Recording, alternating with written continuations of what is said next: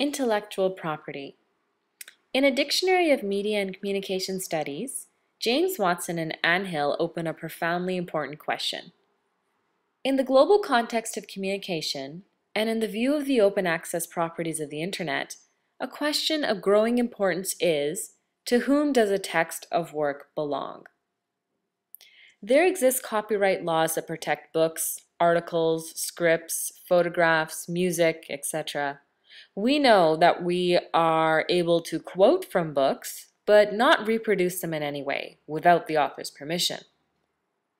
The Internet, so far an open space for communication of various intellectual property, is uncontrolled by traditional regulation. Because it's easier to evade legal and technical controls, the integrity and paternity rights of a text are under threat. As networking is open to the abuse of source, texts float through cyberspace with little or no acknowledgement of source, as Watson and Hill put it. They go on to raise two other powerful questions. Released from the tie of ownership, possibly doctored in whole or in part for whatever reasons, are texts reliable anymore? Does authorship continue to have any meaning? According to Bettig, in his book, The History of Mass Media in the United States, the origins of U.S. copyright law can be traced back to the political, economic, and technological developments that occurred in early modern Europe. Three key factors that helped mold the property rights of literary works were the dawn of capitalism, the emergence of centralized city-states, and the deployment of the printing press. Even before the dawn of the Internet, the simple rules between authors and publishers have become more and more complex. For example, during the mid-1960s, a decade-long judicial battle ensued between copyright owners of filmed entertainment and cable companies. Do rebroadcastings of transmissions require cable companies to obtain copyright clearances? This may sound a bit far-fetched, but we have to remember that at the same time, the publishers of books seek to control the reproduction of their copyright works by individuals using photocopiers. Is this any different? Another example, in the late 1970s, Film Entertainment tried to stop the sale of videocassette recorders, arguing that their primary use, which to them was to record copyrighted programming, constituted an infringement. As stated earlier, the introduction of media platforms have added a whole new set of questions to the rights of intellectual property. So where do we get our rulings from? Well, to start, there's the Berne Convention. The full name being the Berne Convention for the Protection of Literary and Artistic Works, which is an international agreement governing copyright since 1886. I believe it was started by Victor Hugo. It laid the initial guidelines on protection, which eventually led to the Agreement of Trade-Related Aspects of Intellectual Property Rights, TRIPS, of the World Trade Organization. As of March 2012, there are 165 countries that are parties to the Berne Convention. Basically, if you're part of the WTO, you have to abide by these rules. So what's protected? This agreement includes the protection of databases and computer software. Also, not only are online texts protected, with the exception of news reports, but online texts are protected from universal access within the global free market. Okay, so what this means is that if one country wants to protect its cultural literature from the invasive reading of foreigners, they are within their rights to do so. This makes for a contentious discussion, and Bettig fears that it will result in an economic domination of info-rich nations over info-poor nations. And that's from his book called The Political Economy of Intellectual Property.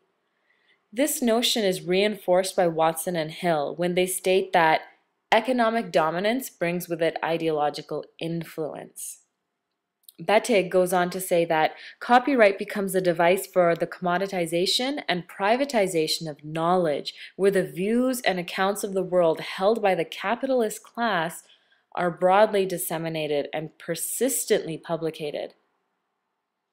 The previous examples of the disputes between the cable companies and TV producers reveal inherent tensions within copyright systems between, quote, protecting the property rights of copyright owners and encouraging the dissemination of information, as Wiley states in the International Encyclopedia of Communications.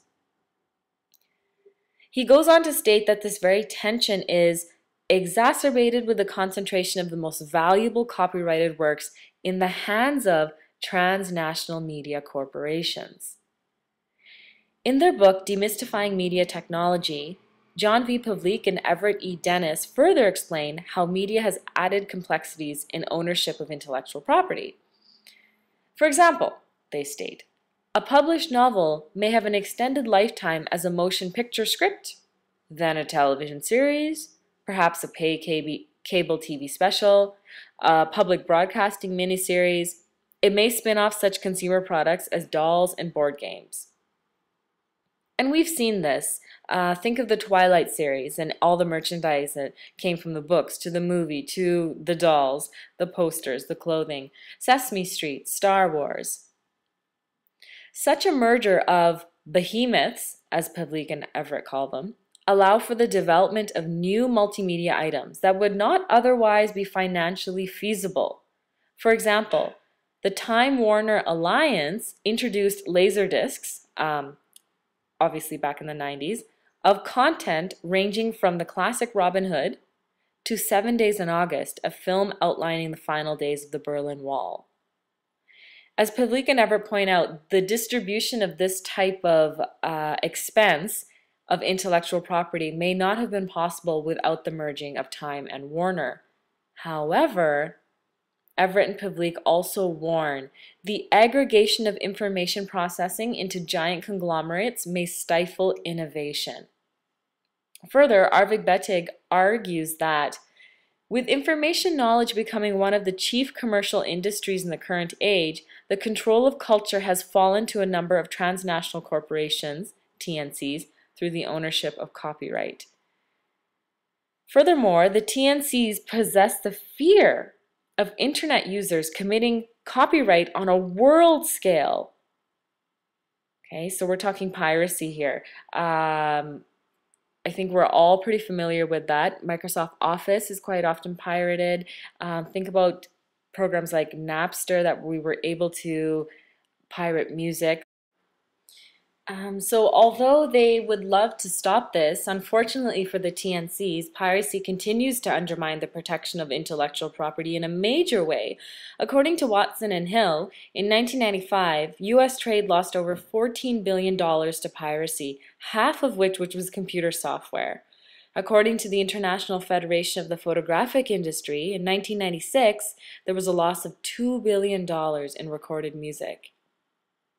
So to conclude, although laws exist to protect intellectual property, especially through bodies like the Berne Convention, the open source nature of cyberspace still allows for obvious disregards of such barriers.